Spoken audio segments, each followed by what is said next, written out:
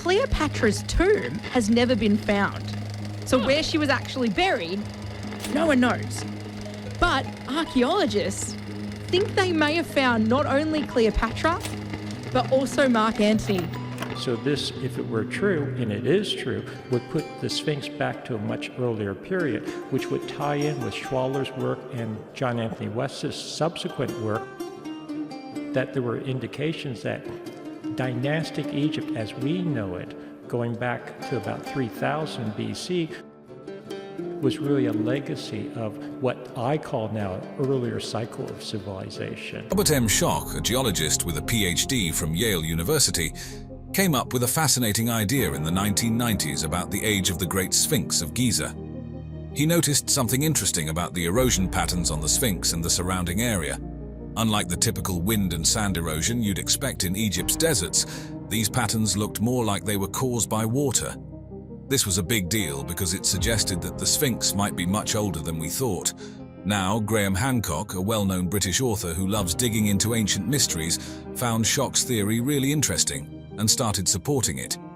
Since the early 1990s, question marks have been raised over the age of the Great Sphinx of Giza in Egypt. Egyptologists think it's about 4,500 years old, although there's not a shred of inscription evidence to support this date. Independent researcher John Anthony West and Robert Schoch, professor of geology at Boston University, have made a case that the Sphinx must be much older than that. Hancock is known for questioning the usual stories we hear about historical and archaeological sites.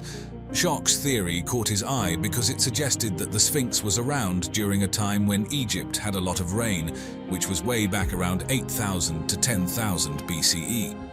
This idea of heavy rainfall leading to the erosion we see on the Sphinx today is really cool, but also quite controversial.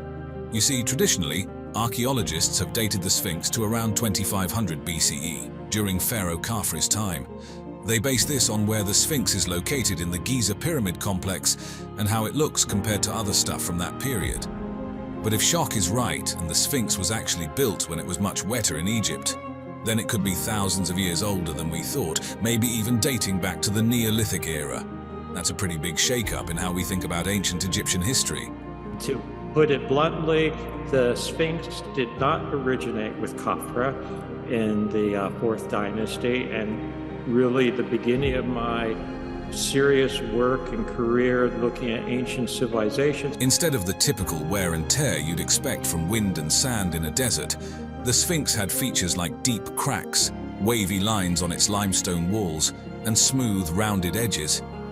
These are the kinds of things you usually see with water erosion, not wind or sand. Now, the Sphinx is made out of limestone, which is pretty easy for water to wear down. And what's interesting is that this limestone is made up of different layers, some harder than others. Schoch saw that the water erosion affected these layers in a way that you wouldn't really see if it was just wind and sand doing the damage. But here's where it gets even more intriguing. Schoch looked at the climate history of the Sahara Desert and the Giza area and found out that way back between 10,000 and 5,000 BCE, this place wasn't the dry desert we know today. It was actually pretty wet, thanks to something called the Neolithic subpluvial phase. We know there were hyper-arid Sahara conditions on the Giza Plateau for the last 5,000 or so years.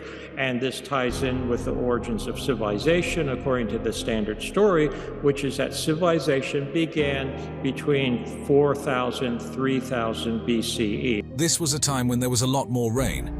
So Schoch thinks that this rainy period might have caused the kind of water erosion we see on the Sphinx, suggesting it's much older than we thought, maybe even dating back to these wetter times.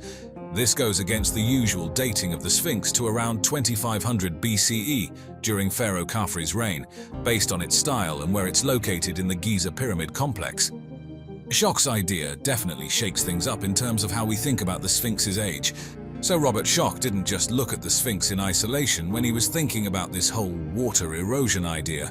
He actually compared the wear and tear on the Sphinx with other ancient limestone sites that had been exposed to a lot of rain. This was his way of checking if what he saw on the Sphinx matched up with known patterns of water erosion elsewhere.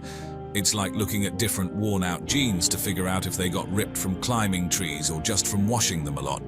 He found sites with a clear historical background where they knew for sure that rain had done its thing over the years. When he looked at these places, he noticed that the erosion patterns were quite similar to what he was seeing on the Sphinx. This kind of bolstered his argument that the erosion on the Sphinx could really be from water, not just wind or sand. You look at the evidence, and that's really where I was coming from. But my point is that even in the late 1980s, early 1990s, when I first got involved with this, if I looked at it critically, the evidence was not that definitive for the age of the Sphinx. Schock's approach was pretty comprehensive. He wasn't just a geologist looking at rocks. He was also considering the weather patterns from thousands of years ago and what archaeologists were saying about these ancient sites. It's like he was piecing together a big jigsaw puzzle from different fields of study. But of course, there are always different sides to a story. Some critics pointed out that the erosion could be due to other natural processes unique to the Giza area, like fluctuations in groundwater, or the way certain chemicals in the air might wear down the rock. And then there's the whole thing about what archaeologists have found around the Sphinx, like artifacts and writings that suggest it was built around 2500 BCE, during Pharaoh Khafre's time. This kind of goes against Schock's idea that the Sphinx is way older because of the water erosion. So it's a bit of a puzzle with some pieces still missing. Graham Hancock has this really intriguing idea about an ancient civilization that he thinks existed way before the ones we usually learn about in history books, like the Egyptians, Sumerians, and the Indus Valley folks. He reckons this civilization was around many millennia earlier, and that it might have been wiped out by a huge comet impact around 10,000 BCE. Imagine that a whole advanced society just gone in the blink of an eye, leaving only bits and pieces behind. And here's where it gets even more interesting. Hancock thinks this civilization wasn't just hanging out in one spot, it was all over the place, having a global influence. He suggests that after whatever disaster hit them, the survivors might have traveled far and wide, sharing their knowledge and helping kickstart other ancient cultures. Hancock dives into myths and oral traditions from all over the world too. He's not just dismissing these stories as old wives' tales, but considering them as potential historical records. For example, he's really interested in the flood myths that pop up in different cultures. He thinks these might be a collective memory of a real event that had a huge impact on this lost civilization. The best explanation is that floods of icy meltwater released by the heat and kinetic energy of the impacts flowed off the North American ice cap and into the Atlantic Ocean, where they interrupted the Gulf Stream, a key element of the central heating system of our planet, hence the sudden and dramatic cooling. Now, Hancock is big on astronomy. He points to how some ancient structures, like the Giza pyramids and the Sphinx, line up with certain stars and constellations. He thinks this isn't just a coincidence, but a sign of advanced astronomical knowledge. He's also into the idea that these ancient folks understood the precession of the equinoxes. That's a fancy term for a slow shift in Earth's rotation over a 26,000-year cycle. If he's right, it means they were way ahead of their time in understanding the cosmos.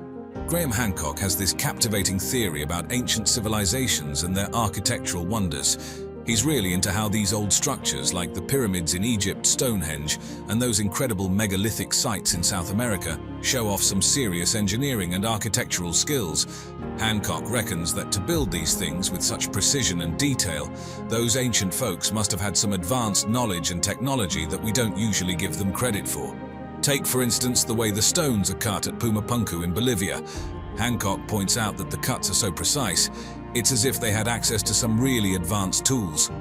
And when it comes to building massive structures, he's all about the techniques they must have used.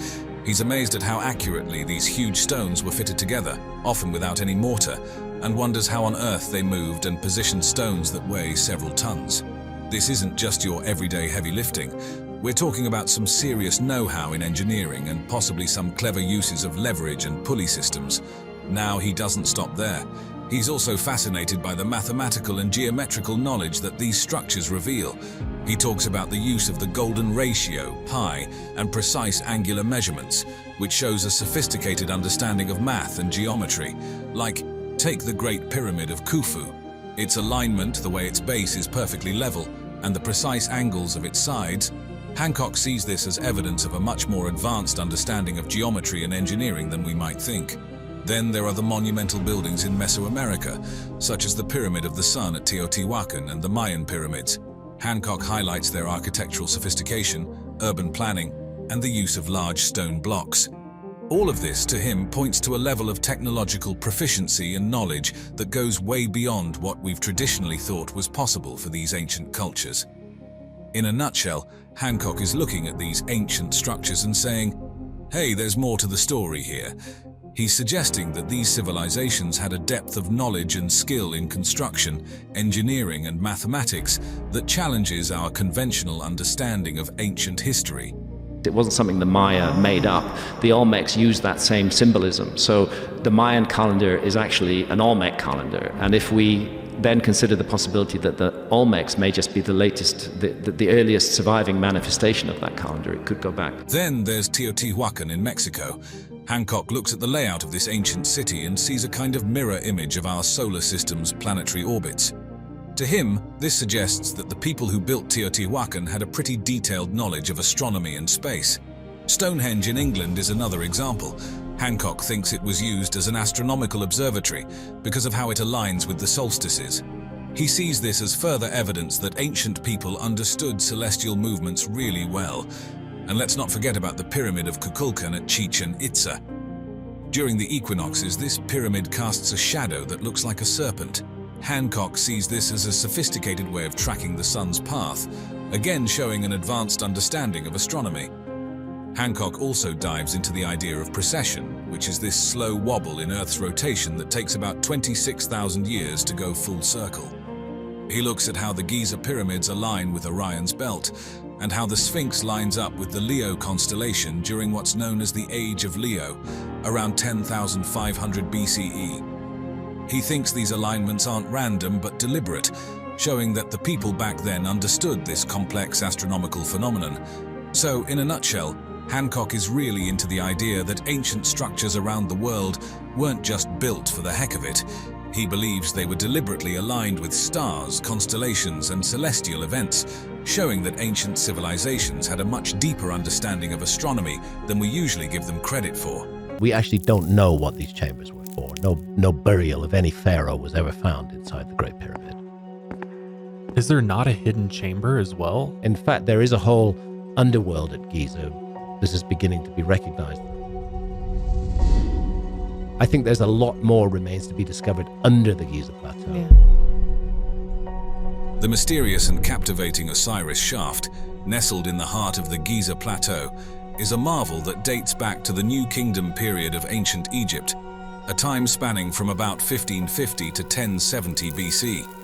This era, renowned for its unprecedented architectural, artistic, and religious advancements, represents the zenith of Egyptian civilization's power and cultural prowess. We actually haven't done a whole lot of studying on the other pyramids. It's something that's severely lacking. It's within this rich historical tapestry that the construction of the Osiris shaft is situated, suggesting its considerable significance in the religious or funerary practices of the time, reflective of the profound spiritual and theological currents that characterized the period. That is who Osiris is. His image is seen in the sky as the constellation of Orion. The New Kingdom is often heralded as the peak of ancient Egypt's glory, marked by immense prosperity and cultural flowering. The decision to construct the Osiris shaft during such a time indicates its potential importance, perhaps serving as a monumental or ceremonial site linked to the elite or royalty. This was also a period when the cult of Osiris, the deity of the afterlife and resurrection, gained substantial traction, reflecting the era's deep religious fervor. The very naming and intended use of the Osiris shaft likely underscore a direct engagement with rituals or beliefs centered around Osiris, underscoring the structure's religious significance.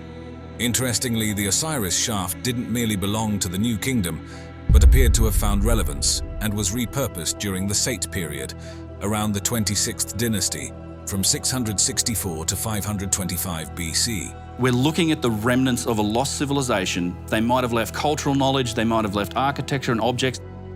This era, known for its retrospective look at Egypt's illustrious past in an attempt to revive the splendor of earlier times, saw the shaft being reused or adapted for new purposes. This inclination towards embracing ancient traditions may have inspired the shaft's restoration or modification, aiming to reconnect with the spiritual and cultural achievements of the New Kingdom era. Artifacts and inscriptions unearthed within the shaft, dating from various periods, provide a glimpse into its sustained or evolving significance over centuries. The exploration journey of the Osiris shaft, particularly spearheaded by Giovanni Battista Belzoni in 1817, marks a pivotal chapter in the annals of Egyptology. Belzoni's venture into the shaft not only unveiled its architectural complexity and the depths it reached, but also bridged a connection to the ancient world for the West. His efforts at the Giza Plateau, especially his work with the Osiris shaft, laid the foundational stones for the field of Egyptology, opening up new avenues for understanding ancient Egyptian engineering. The shaft's proximity to the iconic pyramids, especially its location south of Khafre's Causeway, enriches its historical and cultural context. Khafre's pyramid, a testament to Egyptian architectural finesse and religious zeal, casts a long shadow over the Osiris shaft, creating a stark contrast between the visible grandeur of the pyramids and the hidden depths of the shaft. This juxtaposition not only highlights the Egyptians' mastery over both the celestial and the underworld realms, but also suggests the shaft's strategic placement. Ancient Egyptians revered celestial alignments, and the positioning of the Osiris shaft could well have been meticulously chosen to fit into a larger cosmological framework. Diving into the heart of the Giza Plateau, the Osiris shaft is not just a marvel of ancient Egyptian engineering, but a deep dive into the spiritual and symbolic realms that defined this ancient civilization. With its 3 distinct levels carved into the limestone, leading down around 100 feet, this architectural masterpiece reveals the Egyptians' prowess in engineering and their nuanced approach to the afterlife's mysteries. Each level, connected by vertical shafts, plays its unique role in this journey to the beyond, showcasing a civilization that was as much about the spiritual as it was about the tangible. The first level of the Osiris shaft acts as the initial threshold, a gateway that ushers one from the land of the living into the depths of the afterlife. Its modest design, quite unlike the grandeur seen in other Egyptian tombs and monuments, possibly served a dual purpose. Not only might it have been intended to ward off the uninitiated, preserving the sanctity of the rites within, but it also set the tone for the soul's journey ahead. This chamber, likely a stage for preliminary rituals, echoes with the remnants of purification rites, offerings to deities, and the recitation of spells from the Book of the Dead. Each ritual meticulously designed to guide and protect the soul on its passage through the underworld. The engineering feat of constructing this chamber directly into the bedrock cannot be overstated. The ancient Egyptians showcased their unparalleled skill and understanding of their environment, executing such precision and stability deep within the earth. The smooth walls and exact dimensions of the chamber are a testament to their craftsmanship, ensuring the site's longevity and safeguarding it against collapses and water ingress.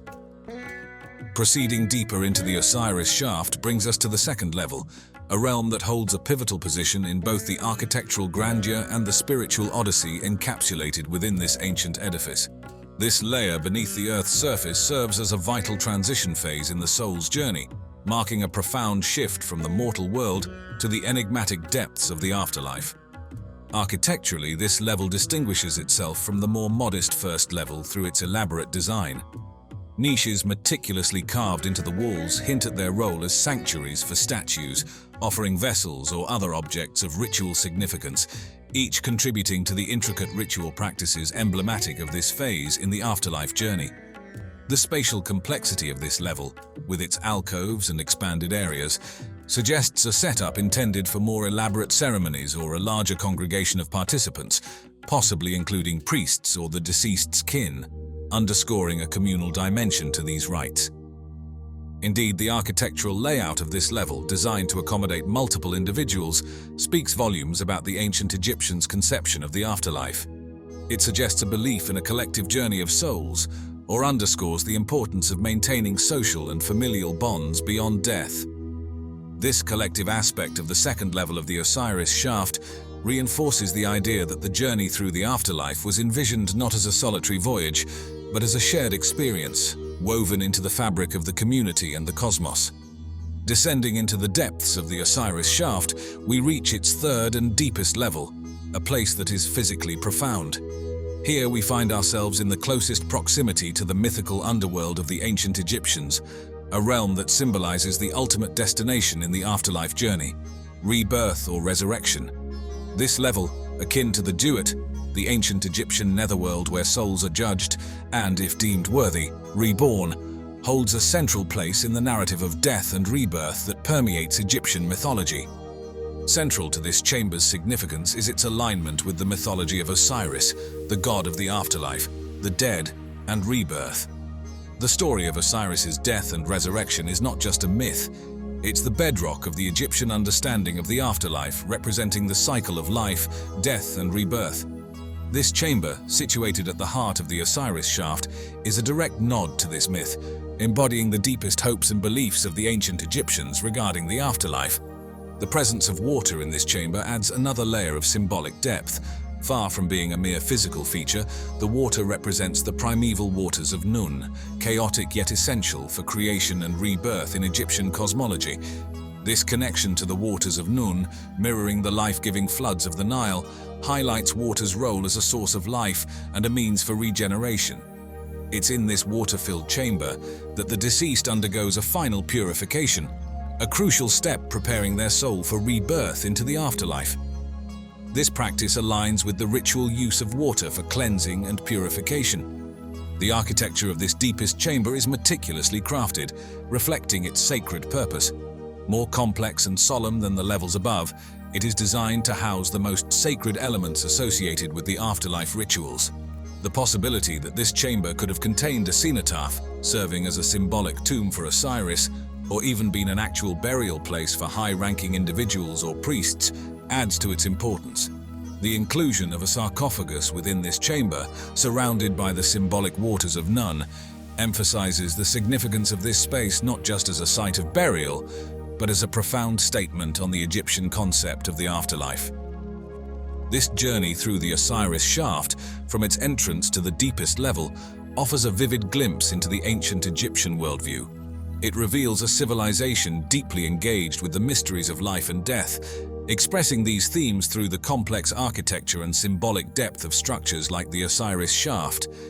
Here, at the heart of the ancient world, we find a profound expression of hope for rebirth and a life beyond death, encapsulated within the sacred spaces of the Osiris shaft. Elon Musk has received a lot of criticism in the past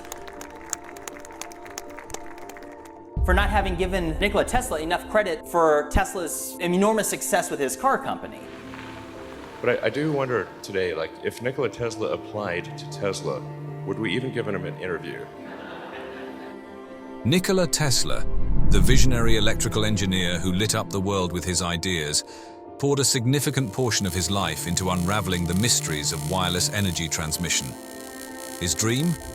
To weave an invisible web of energy that could span the globe, allowing electrical power to flow as freely as the air we breathe without the need for wires. Among his most ambitious undertakings was the Wardenclyffe Tower project, which wasn't just any ordinary broadcasting system. Tesla envisioned it as a beacon of progress that would send messages, telephone signals, and even facsimile images straight across the Atlantic to England and to ships lost in the vast ocean, all without laying a single wire. But there's more to it. The tower was designed to tap into the Earth's ionosphere itself, creating a pathway for the wireless transmission of electrical energy across vast distances.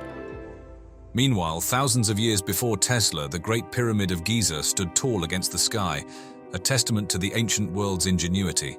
Great Pyramid stands about 450 feet tall, but its original height was 481 feet tall. While it's widely recognized as a monumental tomb for Pharaoh Khufu, some have speculated that this structure was much more than a mere resting place for the deceased. A captivating theory suggests that the Great Pyramid might have served as a colossal power plant, capturing the Earth's vibrational energies. Imagine the pyramid with its limestone and granite layers interwoven with quartz crystals, humming with the Earth's vibrations and possibly converting this energy into electricity, acting as a gargantuan resonator. The parallel between Tesla's futuristic visions of wireless energy and the supposed function of the Great Pyramid is nothing short of fascinating. Both stand as milestones in humanity's quest to harness and distribute energy in novel ways. Tesla's work represented a leap toward the future, while the pyramid, according to some theorists, hints at an ancient wisdom lost to time. Tesla's journey into the world of resonant frequencies led him to invent the Tesla coil, capable of generating high-voltage, low-current, high-frequency, alternating current electricity. He believed that the Earth could serve as a conductor, resonating at a specific frequency that could be used to wirelessly transmit energy. The Great Pyramid's design, its dimensions, orientation, and the materials used in its construction suggests it was built to tap into the Earth's resonant frequencies, much like Tesla aimed to do with his experiments. This alignment suggests a profound understanding of natural energies that transcends time, from the ancient Egyptians to Tesla's modern scientific explorations. Tesla envisioned a world interconnected by an invisible web of energies, enabling the direct global transmission of power into homes, industries, and vehicles without reliance on physical connections. This revolutionary concept remains a beacon of innovation today. The ancient Egyptians' mastery of geometry, astronomy, and possibly energy reflects a convergence of science, architecture, and technology that mirrors Tesla's interdisciplinary approach to energy and science. One theory posits that both Tesla's groundbreaking work and the architectural marvels of the pyramids are manifestations of humanity's enduring quest to master the unseen forces of nature for the betterment of civilization. The idea that the Great Pyramid could function as a resonator, amplifying and transmitting energy in a manner akin to Tesla's envisioned global wireless system, underscores a remarkable parallel between two vastly different eras, united in their quest to harness the natural world for energy transmission. Nikola Tesla's captivation with the geometry of nature and human-made structures, particularly the pyramids, wasn't just a fleeting interest. He saw in these shapes the keys to the universe's energies, believing that they held profound secrets about the world around us. His fascination is evident in how geometric principles were woven into the fabric of his experiments and inventions, especially those focusing on electromagnetic fields and energy transmission. Tesla's pursuit of geometric perfection wasn't just for aesthetic pleasure. He believed it was essential to enhancing the efficiency and effectiveness of his creations. Meanwhile, the Great Pyramid of Giza, a marvel of ancient engineering, stands as a testament to a sophisticated understanding of geometry and astronomy. Its precise alignment with the cardinal points and its slope, echoing the golden ratio, suggests that its builders possessed a deep knowledge of the world that rivals modern understanding. This pyramid, according to some theories, might have been more than just a grand tomb. It could have been an advanced machine designed to harness the Earth's energies. Such a notion aligns seamlessly with Tesla's lifelong mission to tap into and utilize the planet's natural forces. Tesla's deep respect for the numbers 3, 6, and 9, which he considered profoundly significant to the universe's structure, finds an intriguing parallel in the dimensions of the Great Pyramid. These numbers appear repeatedly not just as measurements, but in the relationships and proportions that define the pyramid's architecture. It's as if both Tesla and the ancient Egyptians were tuned into a universal harmony, expressed through these sacred numbers. The comparison between Tesla's Wardenclyffe Tower and the Great Pyramid is particularly striking. Despite the vast differences in time and culture that separate their creators, both structures are thought to have been conceived with a similar purpose in mind: to harness and manipulate the Earth's natural energies for the betterment of humanity. Tesla's vision for the Wardenclyffe Tower as a means to distribute wireless energy globally mirrors the speculated function of the Great Pyramid as a giant resonator or capacitor, capable of accumulating and directing the Earth's electromagnetic forces. Tesla's experiments and designs, particularly those related to wireless energy transmission, can be seen as a modern application of principles that might have been understood, in another form, by the builders of the Great Pyramid. The idea that both Tesla and the ancient Egyptians aimed to design structures that could interact with natural forces on a grand scale suggests a shared understanding of the world's inherent energies. Moreover, the mathematical precision found in the Great Pyramid, with its use of the golden ratio and the incorporation of pi and phi in its dimensions, reflects a cosmological blueprint that seems to resonate with Tesla's own work. Many of Tesla's notes and experimental findings echo this mathematical harmony, suggesting a belief in the power of geometric ratios and alignments to access and manipulate natural energies. As we delve into the connections between Tesla's work and the Great Pyramid, it becomes clear that both represent a profound quest to understand and harness the energies of the natural world. Through their legacy, we are reminded of the timeless pursuit of knowledge and the power of geometric harmony in unlocking the secrets of the universe. Diving deep into the heart of the Great Pyramid of Giza, researchers and visitors alike have been captivated by its internal chamber's remarkable acoustic properties. Sounds within these ancient stone walls are not merely heard, they are felt, resonating deeply as if the pyramid itself is singing. This acoustic marvel suggests that the ancient Egyptians might have possessed an advanced understanding of acoustics, rivaling even that of modern concert hall designers. The way chants and music come alive within these chambers hints at a deliberate design for acoustical resonance, a feature that seems too sophisticated to be mere coincidence. Parallel to the acoustic wonders of the Great Pyramid, Nikola Tesla, a name synonymous with groundbreaking advancements in electricity and electromagnetism, ventured into the realm of acoustics. Tesla explored how sound frequencies could affect physical objects, uncovering that certain frequencies could induce resonance. This wasn't just a minor curiosity for Tesla. He saw practical applications, envisioning ways to use resonance in energy transmission and perhaps even unlock secrets of ancient technologies. His speculative work on the so-called earthquake machine, which purportedly used resonance to produce small tremors, underscores his belief in the power of vibrational energy. The notion that the Great Pyramid could harness or manipulate sound for purposes beyond simple communication, perhaps for healing, altering consciousness, or even generating energy, finds an intriguing counterpart in Tesla's experiments. The speculation that this ancient wonder served as more than a monumental tomb, possibly functioning as a power plant harnessing natural forces, parallels Tesla's ambitious Wardenclyffe Tower project. Both the pyramid and Tesla's tower are thought to have been designed with a deep understanding of natural forces, including both electromagnetic and acoustic energies, aimed at benefiting humanity. There's speculation that Tesla's designs, including the visionary Wardenclyffe Tower, might have been inspired by ancient structures like the Great Pyramid. The idea that the pyramid could concentrate electromagnetic and possibly acoustic energy aligns with Tesla's interest in using architecture and technology to interact with and utilize natural energies. His appreciation for ancient knowledge and the potential to rediscover and apply this wisdom to modern science suggests a profound connection between Tesla's work and the architectural and technological achievements of the ancient world. He knew a mystery when he saw it, and he couldn't explain it. We should be open-minded enough to consider the possibility that some of the answers may sit outside of our current perspective. What do conventional archaeologists say when they're confronted by all of this data? Ever wondered what went on inside those magnificent pyramids of ancient Egypt? Well, buckle up, because we're about to delve into the fascinating world of the ancient pyramid texts. These inscriptions carved onto the pyramid walls around 2400 to 2300 BCE are like a window into the hearts and minds of the people who built these incredible structures.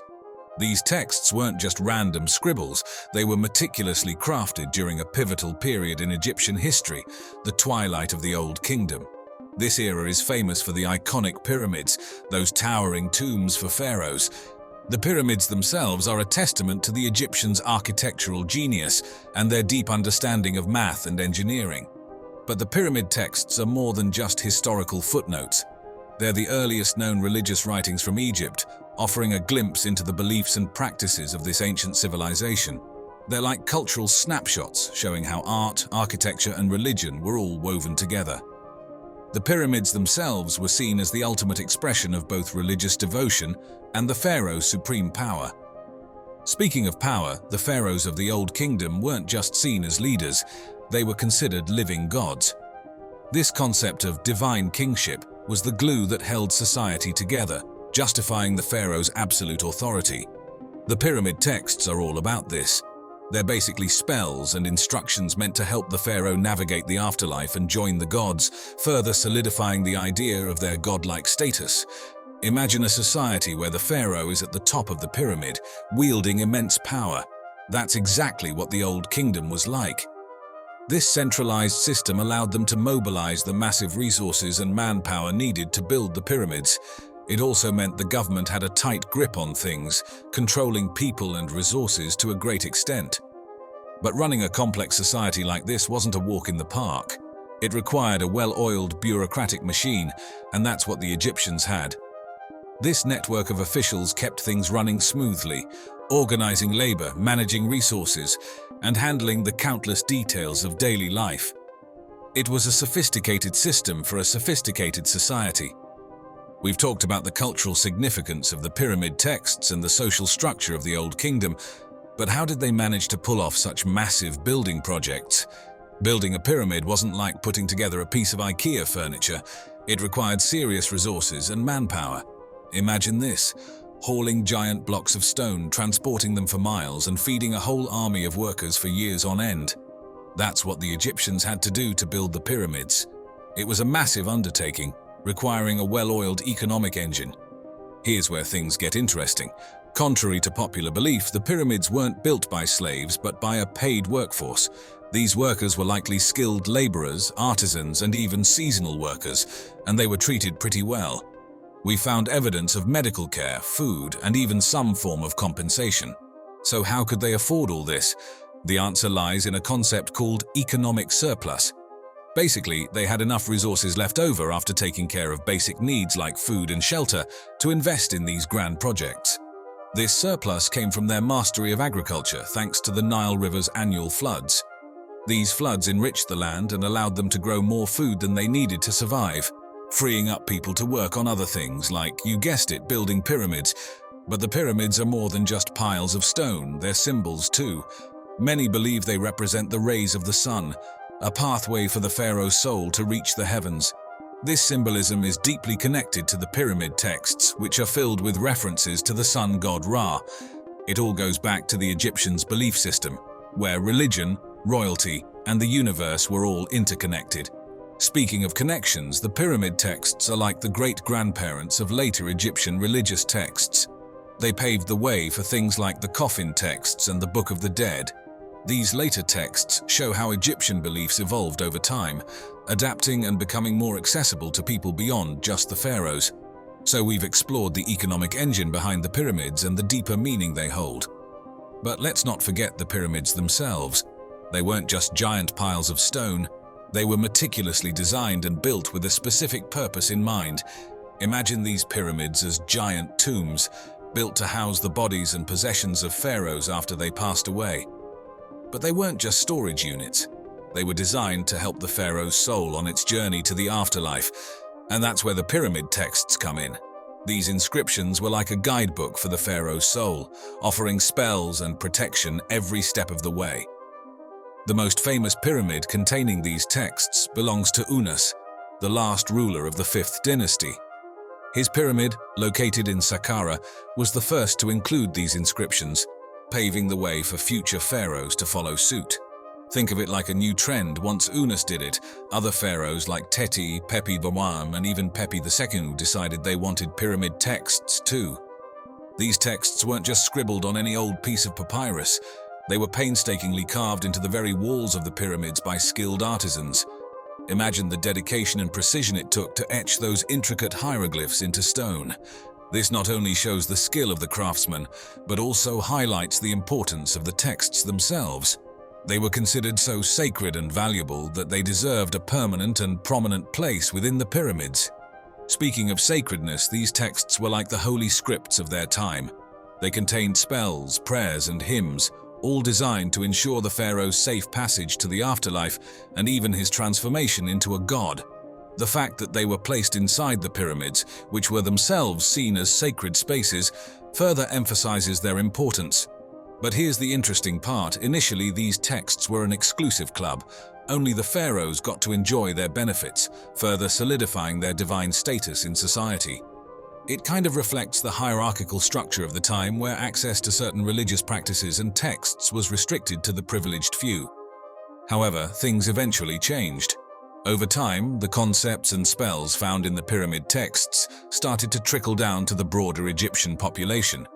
This led to the development of the coffin texts, and later the famous Book of the Dead. These later texts mark a turning point, making spells and rituals for the afterlife more accessible, not just for the pharaohs but for regular people too. So the pyramid texts, originally exclusive to the pharaohs, became the seed for a more democratic approach to the afterlife in ancient Egypt. Now, imagine unearthing a piece of history that rewrites what we know about writing. That's exactly what happened in the 1920s when the Kish tablet was discovered in the ancient city of Kish, Mesopotamia. This wasn't just any clay tablet. It was a game changer, offering a glimpse into the very origins of writing and the fascinating society that developed it. Kish was no ordinary town. Located along the Euphrates River, it was a bustling hub of trade, politics, and culture, attracting people from far and wide. This melting pot of cultures likely played a key role in the birth of writing, as different people brought their own symbols and ways of record-keeping, eventually leading to the development of proto-cuneiform script. The discovery of the Kish tablet itself is a story of collaboration. Archaeologists from the Field Museum of Natural History, led by Stephen Langdon, joined forces with other experts to uncover the secrets of Kish. Back then, excavation techniques were evolving, becoming more systematic and meticulous, which was crucial for carefully preserving and documenting this historic find. But what's so special about this tablet? Well, the writing system on it is like a Rosetta Stone of the ancient world. It's one of the earliest examples of written communication, showcasing the transition from picture-based symbols to the complex wedge-shaped script known as cuneiform. This shift reflects the growing complexity of Sumerian society, as people needed new ways to keep track of things. The creation and use of the Kish tablet also hint at a well-organized society. Imagine a city-state managing resources, governing its people, and even engaging in trade with other regions. Writing wasn't just about leaving messages, it was essential for recording transactions, laws, and important decisions. But the impact of writing goes beyond practicalities. It opened doors for cultural expression and the preservation of knowledge. With writing, the Sumerians could record their myths, laws, and historical events, ensuring they weren't lost to time. This paved the way for the rich literary traditions that flourished in the ancient Near East. The Kish tablet is a reminder that writing wasn't just a random invention. It was a necessity for keeping complex societies running smoothly.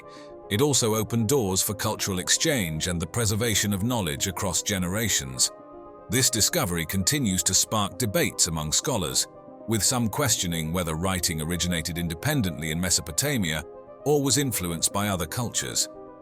The mystery surrounding the exact function and content of the tablet adds to its allure, making it a captivating piece of history that continues to captivate archaeologists and historians alike. Definitely a hall of records containing a sort of time capsule from a forgotten episode in human history. What is concealed there touches on the fundamental mystery, the mystery of the immortality of the human soul. The concept of the Hall of Records is an intriguing blend of mysticism, archaeology, and speculative history, largely stemming from the visions of Edgar Cayce and the theories of Graham Hancock. Edgar Cayce, known as the Sleeping Prophet, was an American clairvoyant who claimed to access a wealth of knowledge in a subconscious state. During his trance-like states, Cayce spoke of a Hall of Records, a repository containing the wisdom and history of a long-lost civilization, believed to be Atlantis. This mythical island nation, famously mentioned in Plato's dialogues, was, according to Cayce, a hub of advanced technology and spiritual knowledge. Cayce had no apology for the limits of his psychic ability, though he continued to make world predictions. He never considered himself a prophet. Cayce's visions placed one of these halls beneath the Sphinx in Egypt, suggesting it held records from Atlantis, including cosmic knowledge and advanced technologies. He also mentioned two other locations, one underwater near the Bahamas and another in the Yucatan region, linked to the ancient Maya. His description of Atlantis painted it as an advanced civilization, aware of its impending doom, who created these halls to preserve their knowledge for posterity. Enter Graham Hancock, a writer known for his alternative historical narratives. Hancock has been deeply interested in the Hall of Records, seeing its potential discovery as supporting evidence for his theories of a prehistoric advanced civilization. I think the key thing is we're looking at technologies that are not the same as ours. Yes. And that's partly why archaeologists can't see them, because they're looking for us in the past, and they're not open to the possibility that there are whole other kinds of technology that could be used. He believes this civilization existed during the last ice age and was lost to a global cataclysm. For Hancock, the Hall of Records isn't just a mythical concept, but could be a real repository of lost knowledge. He speculates that it might contain detailed astronomical data and advanced technologies that could challenge our understanding of ancient civilizations. Hancock's theories suggest that such a discovery could bridge the gap between myth and historical fact, providing tangible proof of a once globally influential civilization with profound knowledge in astronomy and architecture. We're looking at the clues that lead to specific locations. That shaft which led to that doorway was always a clue. The opening of that shaft was sealed until 1872. The last 5 inches of stone over the mouth of that shaft had been left deliberately in place. Now moving on. The discovery of the sunken city of Thonis Heracleion off the coast of Egypt has been a remarkable window into the past, unveiling a wealth of information about the ancient world. Located strategically near the canopic mouth of the Nile, north of Abu Qir Bay, Thonis Heracleion was a pivotal maritime hub. Its position was crucial for navigation and commerce, bridging the Nile River with the vast Mediterranean Sea. The city, with its natural harbor shielded by a chain of islands, thrived as a major port, a testament to its urban and architectural prowess as indicated by the remnants of a network of canals, docks, and temple complexes. Rediscovered in the early 2000s, Thonis Heracleion had been submerged and lost for centuries before French underwater archaeologist Frank Goddio and his team, employing advanced techniques like sonar scanning, brought it back to light. This monumental discovery, made in collaboration with the Egyptian Ministry of Antiquities, ensured that the findings were well documented and preserved. The utilization of cutting-edge technology in underwater archaeology has been pivotal in mapping the city's layout and recovering artifacts, offering us a clearer picture of its past. Dating back to at least the 12th century BC, Thonis Heracleion was more than just a city. It was a bustling hub during its heyday in the late Pharaonic and early Greco-Roman periods. As a significant commercial center, it played an integral role in the Mediterranean trade network, dealing in goods like grain, papyrus, precious metals, and spices. But its significance wasn't limited to trade alone. The city was a cultural melting pot, blending Egyptian, Greek, and Roman cultures. This amalgamation was reflected in the diverse range of artifacts unearthed, including statues and inscriptions, showcasing various artistic styles and cultural influences. The city's religious significance cannot be overstated. With its large temples and sanctuaries dedicated to numerous Egyptian gods and goddesses, Thonis Heracleion was a spiritual beacon, especially known for hosting the annual Mysteries of Osiris rituals.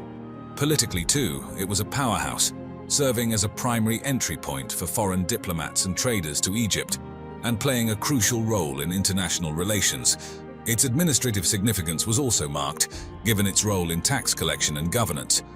The Society for American Archaeologists claimed that they could absolutely for certain be sure that there was no lost civilization during the Ice Age. They knew, it was a fact, and if there had been any civilization, they would have found it, and they would have published it. The archaeological treasures unearthed from the sunken city of Thonis Heracleion have been absolutely incredible, each offering a unique glimpse into the life and times of this ancient Egyptian city.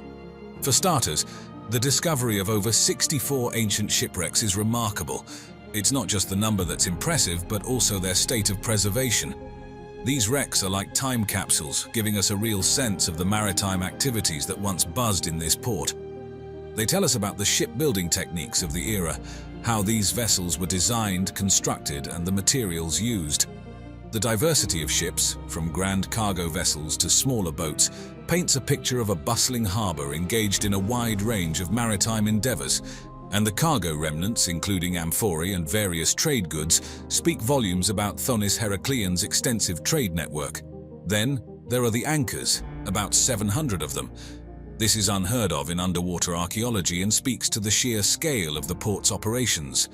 The size and design of some of these anchors suggest they were used by large, heavy ships, showcasing the port's capacity and technological prowess at the time. The materials used, stone, metal, reflect not just the resources available but also the level of craftsmanship and maritime technology of the period. The statues they found are simply awe-inspiring. Imagine coming face to face with a 16-foot-tall statue underwater. These statues, representing gods, goddesses, pharaohs, and perhaps significant city figures, give us a window into the religious and political life of Thonis Heracleion. Made from granite and diorite, they're not just huge, they're also beautifully crafted, a testament to the city's wealth and its cultural significance. Gold coins are another major find.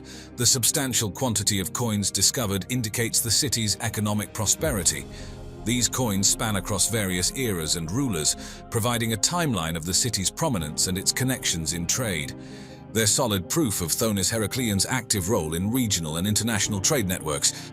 You have to be careful when you look at underwater structures. You have to look at all the conditions that have led to their submergence.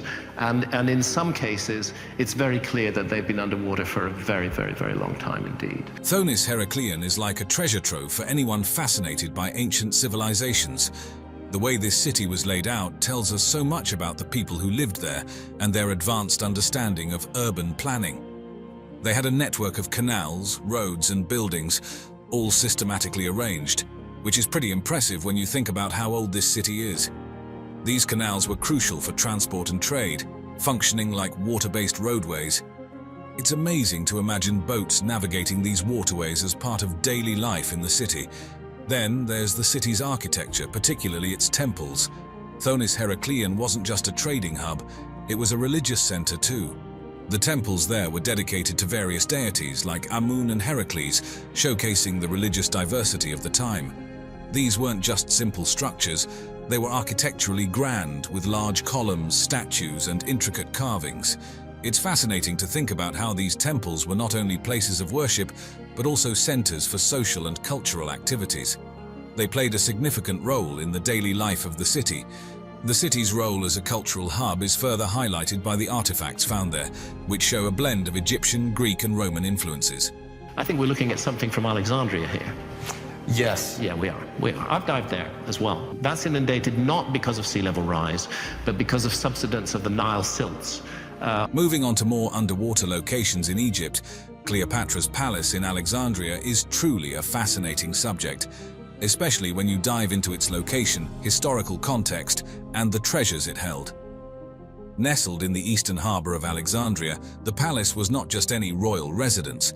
It was located in the most prestigious part of the city, known as the Royal Quarter. This was where the heart of political and cultural activity in the Ptolemaic period beat the strongest. Now think about Cleopatra Severvan, the figure to whom this palace belonged. She was the last pharaoh of the Ptolemaic kingdom, renowned for her intelligence, charisma, and her liaisons with figures like Julius Caesar and Mark Antony. The palace, from its architecture to its contents, was a reflection of her power and prestige. Imagine a grand structure combining traditional Egyptian and Hellenistic architectural elements with lavish decorations and intricate detailing. It wasn't just a place to live, it was a statement of power and culture. The palace was probably filled with lush gardens and courtyards, offering a peaceful retreat in the midst of a bustling city. And given Alexandria's reputation as a center of learning and scholarship, it wouldn't be surprising if Cleopatra's palace housed extensive libraries and study areas. This would have been a place where the intellectual elite of the period gathered. The grand reception halls in the palace would have been venues for diplomatic events and political discussions, playing a crucial role in the international politics of the era.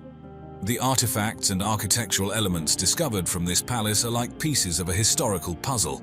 Statues, possibly depicting Cleopatra, Ptolemaic rulers, and Egyptian gods, made from materials like granite and basalt, give us a glimpse into the artistic excellence of the time. The columns and other architectural fragments found at the site tell a story of opulence and artistic fusion, where Greek and Roman influences blended with Egyptian motifs. And then there are the sphinxes, symbolizing royal power and religious significance, perfectly illustrating the cultural synthesis that was characteristic of the Ptolemaic period. These discoveries are not just about Cleopatra's personal tastes. They provide a deeper understanding of the Ptolemaic society during her reign. The blend of Egyptian, Greek, and Roman elements found in the palace's architecture and artifacts reflects the rich cultural diversity and exchange that occurred under Cleopatra's rule. The huge areas of the world that have never been looked at by archaeology at all, or if looked at by archaeology, looked at only minimally. It's really important to understand that archaeology is often driven by accidental finds.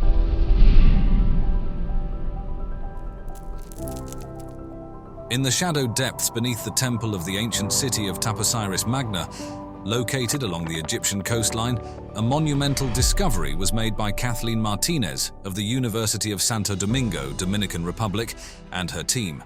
Let's call in the archaeologists to make sure that we're not going to wreck any ancient archaeology while we're doing this. And that's a lot of archaeological discoveries are made as a result of that. During their meticulous excavations, they unearthed an extensive tunnel plunging 13 meters underground, expertly carved through 1,305 meters of sandstone. This architectural feat, standing 2 meters tall, has been hailed as a geometric miracle by the Egyptian Ministry of Tourism and Antiquities for its engineering precision and scale. It's interesting that the patterns are geometrical. Someone made it, and it involved a very large amount of organized labor in order to make it. There had to be the will and the intent in order to do that. The Eupalinos Tunnel, extending over 10 to 36 meters, was an unparalleled achievement in ancient engineering, mirroring the complexity and ambition of the Taposiris Magna tunnel, though the latter's function remains a mystery. Despite being partially submerged in water, the tunnel's purpose, beyond its architectural resemblance to historical works, is still under investigation. The driving force behind Martinez's dedication to Taposiris Magna since 2004 has been the quest to locate the final resting place of Cleopatra VII, the last queen of the Ptolemaic dynasty. Are we looking at the traces of a forgotten episode in human history? I think so. I think that's what's going on here. The excavations at Taposiris Magna have not been in vain, revealing artifacts and signs hinting at the presence of Cleopatra and her ancestors. Founded around 280 BCE by Ptolemy II, a direct descendant of one of Alexander the Great's generals, Taposiris Magna is steeped in the legacy of its founders. The temple, believed to be dedicated to Osiris and his consort Isis, also aligns with Cleopatra's efforts to embody Isis, strengthening her divine legitimacy. This is a very neglected area of the world as far as deep and ancient archaeology goes. Discoveries within the temple complex have included coins adorned with the likenesses of Cleopatra and Alexander the Great, alongside figurines of Isis, suggesting a vibrant cultic activity centered around these figures. Additionally, Greco-Roman burial shafts unearthed within the site hint at the potential for finding tombs similar to those Cleopatra and her consort Mark Antony might be interred in, raising the possibility of uncovering their final resting places. Looking forward, the exploration is set to extend into the Mediterranean Sea, following the trail of a series of devastating earthquakes between 320 and 1303 CE that led to the partial submersion of the temple complex. Prior excavations have also indicated a network of tunnels connecting Lake Mariotte to the Mediterranean, suggesting a broader scope of investigation in the quest to unravel the mysteries of Taposiris Magna. The tunnel discovery, yielding artifacts such as pottery and a limestone block, adds to the anticipation of what lies ahead. As articulated by Zahi Hawass, the former Minister for Antiquities, the discovery of Cleopatra and Mark Antony's tomb would be a landmark event of the 21st century. Nonetheless, the significance of the findings at Taposiris Magna transcends the search for royal tombs, shedding light on the rich and complex history of this ancient city. The ongoing excavations promise not only the potential revelation of royal tombs, but also a deeper understanding of the cultural and historical landscape of ancient Egypt. Moving on, the mystery of the Osiris shaft, a hidden gem beneath the sands of the Giza Plateau. But he found evidence of deliberate burial in a very complicated, difficult cave system, which you can hardly access. Is this shaft connected with ancient Queen Cleopatra? This ancient marvel is a deep dive into Egyptian engineering brilliance and a profound testament to their religious beliefs. Carved straight into the bedrock and plunging about 30 meters, which is nearly 100 feet underground. It's a 3-level journey into the past, where architecture meets the afterlife. Right at the doorstep of the Pyramid of Khafre, the entrance to this subterranean complex is anything but ordinary. It's like stepping into a different realm, starting with a modest antechamber that serves as your welcome or warning of the mysteries that lie ahead. This first stop is simple yet precise, a showcase of the ancient Egyptians' mastery over stone, but the adventure only deepens from there. A narrow passage takes you to the second level, a larger space carved with burial niches. Imagine this as a VIP section for the afterlife, likely reserved for those with a direct line to the gods or high standing in society. It's a clear sign that you're moving closer to something sacred. Then comes the final plunge to the heart of the Osiris shaft. Here, in the deepest chamber, you're greeted by a scene straight out of mythology. At the center, a massive granite sarcophagus sits partially submerged in water, which seeps in naturally from the limestone. This isn't just an engineering feat, it's a direct nod to Osiris, the god of the afterlife, whose story is intertwined with the Nile itself. The water here isn't just a natural occurrence, it's a symbol of life, death, and rebirth, mirroring the Nile's life-giving floods and Osiris's own resurrection story. The genius of the Osiris shaft isn't just in its construction, though carving such a complex directly into the bedrock, managing groundwater, and ensuring stability is nothing short of astounding. It's also in how it weaves together functionality and deep religious symbolism. This place wasn't just meant for burying the dead, it was a canvas on which the ancient Egyptians painted their beliefs in the afterlife, a physical journey through the underworld that mirrored the soul's passage to eternity.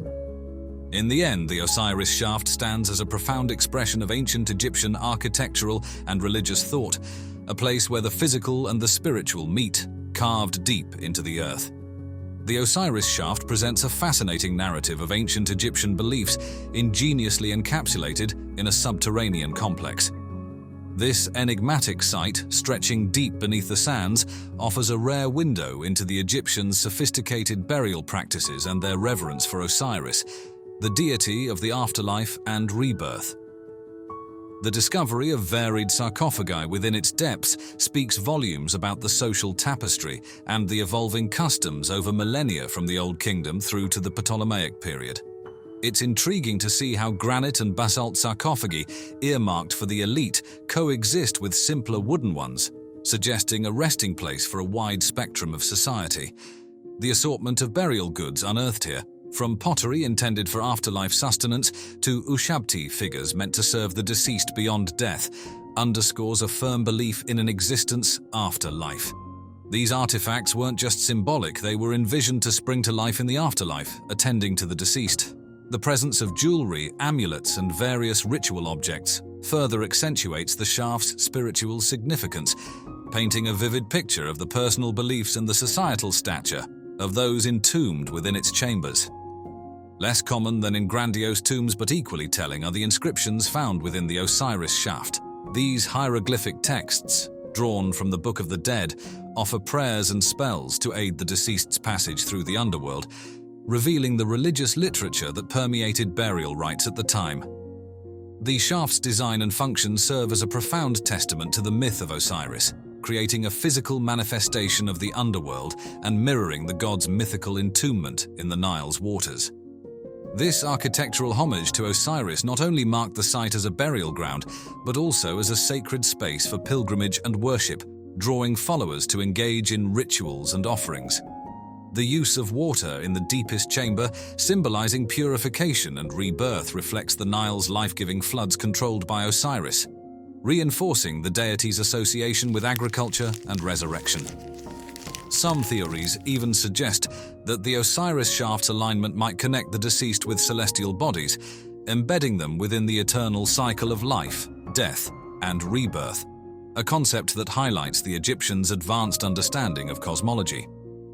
Exploring the Osiris shaft thus unfolds a rich tapestry of ancient Egyptian life, belief, and architectural prowess. It's a narrative that transcends the mere act of burial, revealing a culture deeply immersed in the mysteries of the afterlife, the divine, and the cosmos. The Osiris shaft stands not just as a monument, but as a bridge between the earthly and the divine, offering invaluable insights into the spiritual and everyday lives of the ancient Egyptians.